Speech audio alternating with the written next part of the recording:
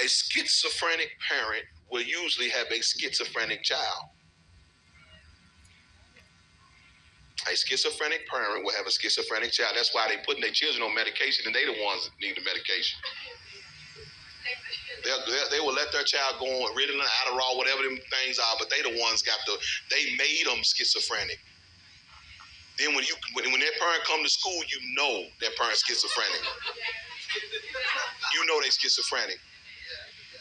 If you look at their life, you know you schizophrenic. You ain't never had stability in your whole life. You are schizophrenic.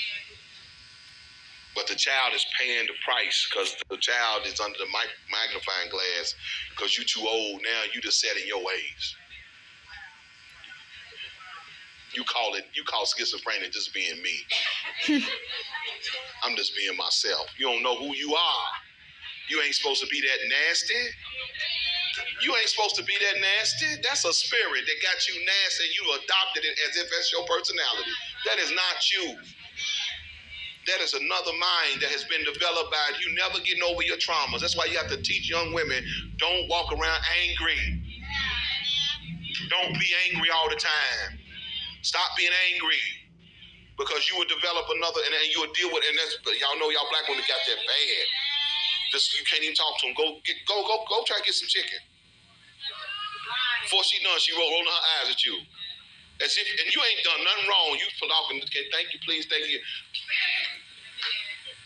Because she feel that, because she's always lived. Nobody ever told her, girl, you developed enough. Do you know it ain't you? But to protect herself, because most of them have grown up molested and hurt and not have fathers and abused, they have this other way, this other person. And some women, listen, if you live out of that so long, that will become you. You will be acting like it all the time. And the real you will never be developed. That's why when you really start, if you talk to them about 5 minutes, they start crying. They start crying because because you start speaking past the facade and you start talking to the one that's not developed. And y'all heard me. Then you start talking to that person, and that's when you barely that person is so weak and undeveloped that they can never even be touched. As soon as you touch that real person, tears come out. They cross crying off the top. Because you got past the facade. They using this person to back you up. Like the real person is behind them. Is behind them, and they using this tough talk crazy to back you up. But the minute that you able to talk wisdom and get beyond that person, and you touching it, they start crying. And all of a sudden you be like, you was just so powerful, so strong. What happened? Well, see, the real them has never been developed. That's a little 5-year-old, 12-year-old, 10-year-old child that's never grown up. Talk to me. Schizophrenia is a real thing. Not in the sense of what the psychologists are doing. I don't agree with that because they can't cure it. They may diagnose it, but they can't cure it because it's a spiritual matter. Can y'all handle a little more of this? Man, I'm going to put this out. Oh, look here.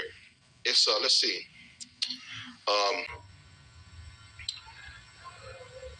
Okay, a schizo parent will usually have a schizo child or children. It's not inherited like blue eyes, but it is demonic. It's a generational curse. It goes down to the child. That's why you see an angry mother, you see an angry daughter. You see an irresponsible father, you see an irresponsible son. It will go down. The unstable father makes an unstable son. Papa was a rolling stone. Papa was schizophrenic. He never could stay nowhere too long. As soon as he got settled, the other mind said, you trapped. You trapped. Then you go get another woman. That's where that song come from. He rolling around. He can't be tied down. Because child support, he wasn't getting called back there for child support. He could make them and go. Talk to me. Demons like to cluster spiritually, like father, like son, like mother, like daughter. Why would a spirit in your family go find a new family? It's already got a stronghold and a right and a bloodline curse in this family. Why would I go to it to find another family when these children will do? So they pass down. So when you are hard on your child, remember,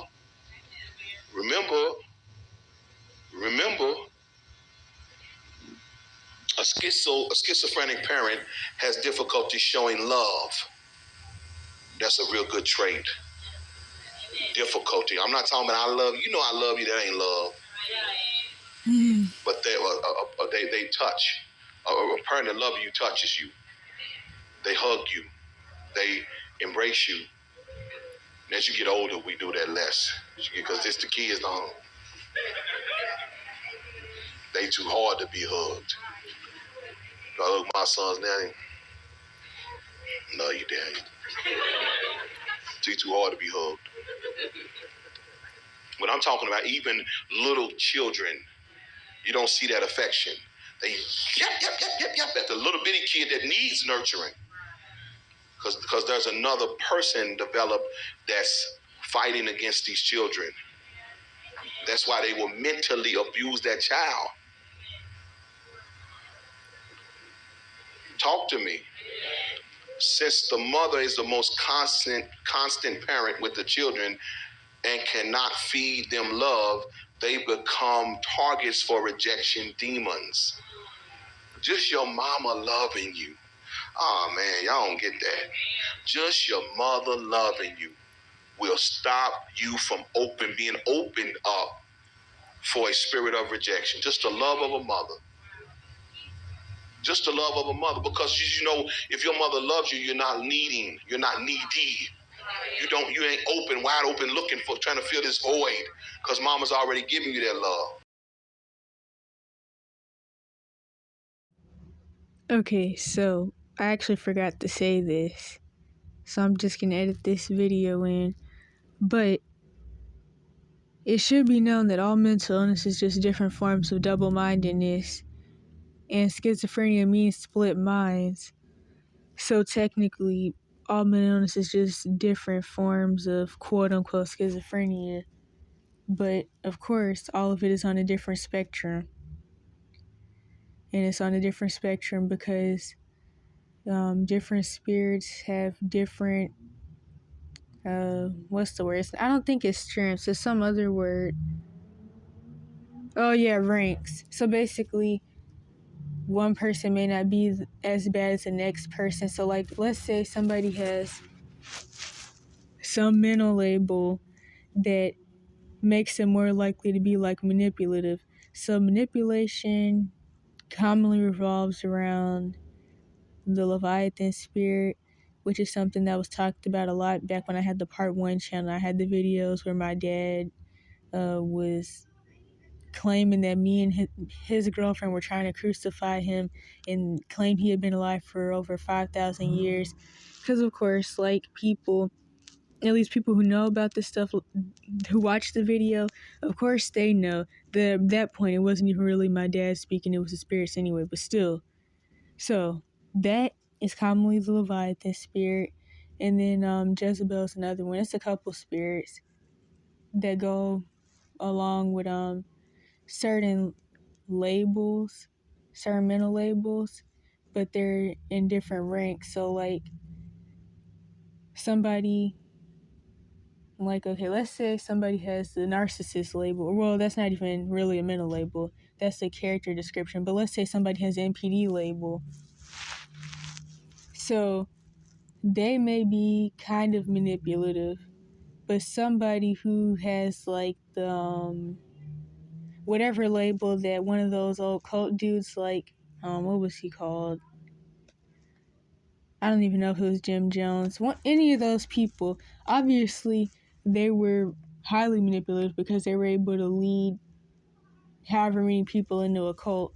So the person with MPD may have like a lower ranking spirit, like Leviathan spirit, for manipulating people. And also there's other ones. There's another marine spirit. It's called the octopus spirit. That one's specifically revolves around mind control. So they may have a lower level one of those where, sure, they gaslight and stuff, but they're not like as extreme as one of these other people who have higher ranking manipulation spirits, or spirits that like kind of like revolve around manipulation, as like someone who's leading a cult or whatever. And I probably could have used a better example, But oh yeah, I remember now. Another thing that I wanted to say is that you should take note of the fact that all manipulation is actually a form of witchcraft, even if that's not what the person intends it to be. And it's called emotional witchcraft specifically. So like psychological and emotional abuse, which revolve around, oh my gosh, things like manipulation, gaslighting, speaking word curses over someone. So like saying things like there'll never be anything, and any other like negative things you could think of that someone could say to somebody. All of that is emotional witchcraft. But of course, these days in the mental health field, they're now trying to make up new terms to like make it seem like they don't agree with doing witchcraft on people. So now they just say dark psychology instead of things like, of course, they're not going to say emotional witchcraft, but I mean, instead of just saying manipulation and stuff like that, they rather just say dark psychology.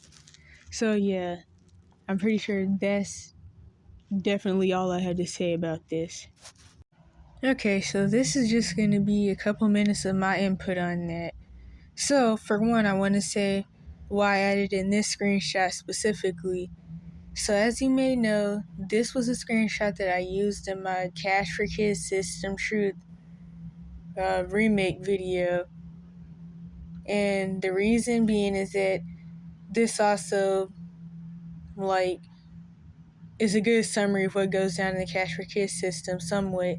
So this was a response that someone had gave under a post where I was talking about how I was piecing together the Cash for Kids system after my Munchausen mom somehow managed to get me put in some Jim Crow racial placement that was supposedly for bad black kids that fought all the time, even though, of course, I had never gotten to a fight.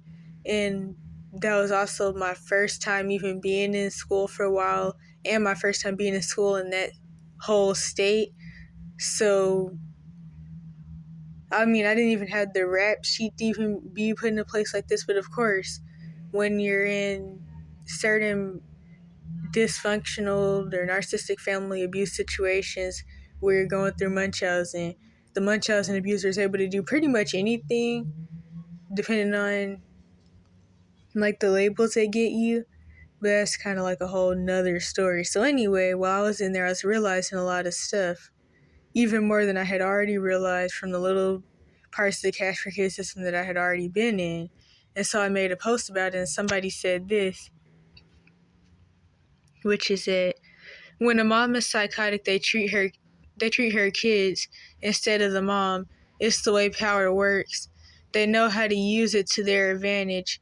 Kids have to be taught bad behavior. It's actually not instinctive, which honestly that's not even that true. But it has to be demonstrated to them at home, and then at school and then the school follows suit and keeps it going. One thing I've read one time that really enlightened me, making you rebel or fight is the same as making you obey. It's kind of reminds me of order out of chaos in a way. Or yeah, it's just another way of controlling you. In fact, the way perverse, unjust power works is almost always by applying those two strategies, which kind of sound like divide and conquer and order out of chaos. When you won't obey, they try to make you fight. When you won't fight, they try to make you obey. It's easy to refuse to obey, but to refuse to rebel is the hard part. Most of my friends were the quote-unquote bad kids, and I wish I understood the system better when I was younger. I would have helped them. If you're out now, leave them behind. Advance your career. Don't let them hold you back ever again. So this was way before I got out of my situation. I think this might have... No, I don't even know. Was this around the time that I tried to leave the first time in 2022? I don't even know. But I know it definitely was like... Yeah, it couldn't have been, because because I was still in the SSBC Jim Crow placement then. But yeah, so When I watched that video by Pastor Stephen Darby and I heard that part, it immediately made me think of this screenshot right here, because the whole when a mom is psychotic they treat her kids part. The reason that this happens is because, for one, the kids already have trauma symptoms that the schools especially aren't gonna like, and so the schools will commonly push the kid through the cash for kids system first. Dang, I'm running out of recording time. Okay, so I'm pretty sure what I was last saying is that the schools don't like the kid's trauma symptoms, so the school is going to start trying to claim the kid has ADHD and all that stuff and get the kid drugged up on neurotoxin pills. And this was a narrative that I pushed a lot before I really realized and accepted how much the American school system is involved in the cash for kids system for other reasons, like the boarding schools and stuff, but that's kind of a side thing. So that can happen. And of course, they already know that the kid has something going on at home, but due to the fact that they don't really care and there really is no system put in place to help really anybody, but especially not people under 18 or people in abuse situations that are under 18, because you'll notice that there's domestic violence shelters, but those usually revolve around 18 plus females.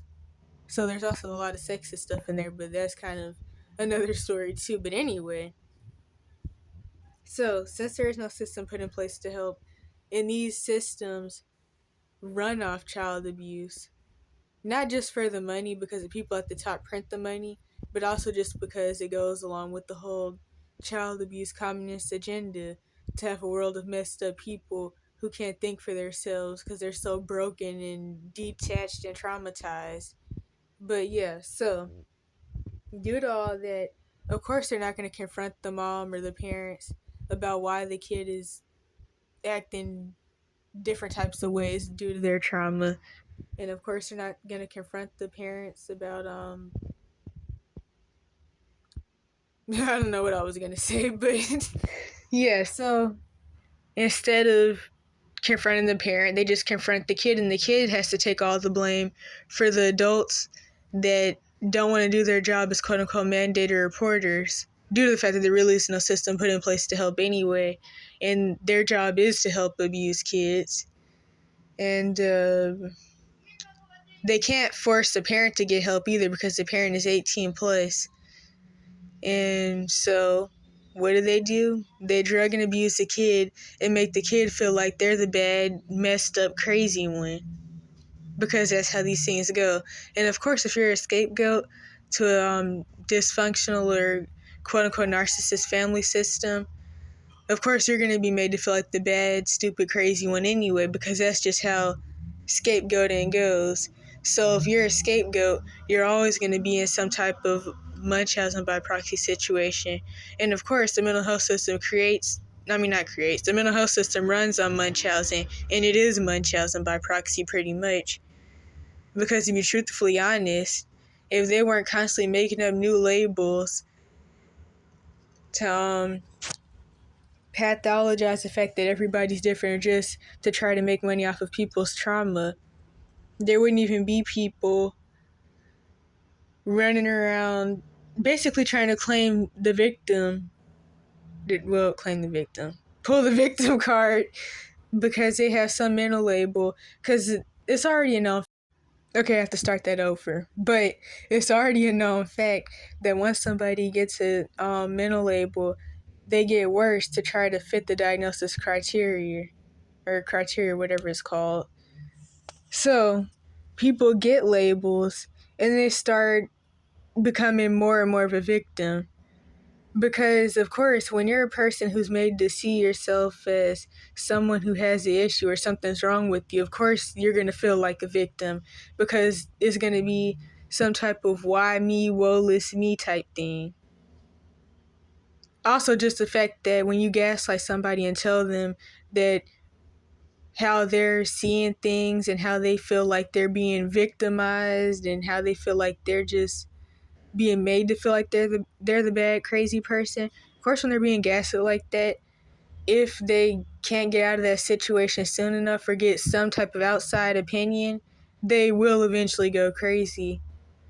So there's that too. So really the mental health system, or really the cash for kids system in general, they create the problem in people. Because to be truthfully honest, if people didn't have word curses spoken over them and they weren't being told that they're bad, stupid, and crazy, I'm sure that half the people running around claiming a mental label and parading it around now wouldn't even really have the problems they have. At least, I mean, maybe not as bad as they have it, or at least not if they get real help. And then the side thing I wanted to say, which goes along with the previous video, is that mental illness, when there actually is a mental illness, because of course, since mental illness comes from trauma, the person will eventually develop a problem, or if they just listen to the lies from their abusers long enough, they'll believe that something's wrong with them, and they'll start to act like something's quote unquote wrong with them, because I don't even like that term either. That just gives me flashbacks. But yeah, so basically, trauma creates holes in the soul / voids, and those voids let in spirits or demons, whichever one you want to call them. It's the same thing, which basically cause these different personalities and trauma symptoms. Well, not trauma symptoms, mental illness. Because, I mean, of course they're going to have the trauma symptoms because it's really a mental and physical thing. Spiritually, the person has voids from not having parents and just from the different bad stuff that happened to them. And then spirits come into those voids because those are considered windows. And if you study deliverance, windows or ways that spirits and stuff get in that aren't your fault, or maybe that aren't done on purpose either, but really that aren't your fault. And then doors are when the spirits coming because of something you did. So there's that side, but also even if you get deliverance and you get spirits cast out, there's still the physical side because trauma causes brain damage, like childhood trauma that stunts your brain development. So there's that side that also has to be healed. Honestly, if I can find it, there's another video I edited in or put in the description. But basically, even after the deliverance, it's like you may still feel certain ways because there's a physical side too. Because overall, okay, I ran out of recording time again. But overall, when things happen in your life that aren't supposed to happen and things don't go the way that they were created to go, that causes issues and trauma. So, like, if you were supposed to have two parents but you didn't have two parents, that can cause trauma. If you were supposed to, like, basically, you're supposed to, like, I mean, I don't really know what else to say. But yeah, when things happen that aren't supposed to happen, of course, that's going to cause some issues because the brain wasn't created to, like, have to go through all the traumatic things. I really hope I'm saying this right because it's not coming out how I want it to. And then lastly, I wanted to say that the most common reason for demonization in the Western world is child abuse / childhood trauma. So a sick heart will not get healing until the healing of the soul happens. In other words, the demon is not the bitterness. The soul wound is bitterness. The demon has been cast out. Then why am I still periodically walking in this place of bitterness? It's because your soul is wounded.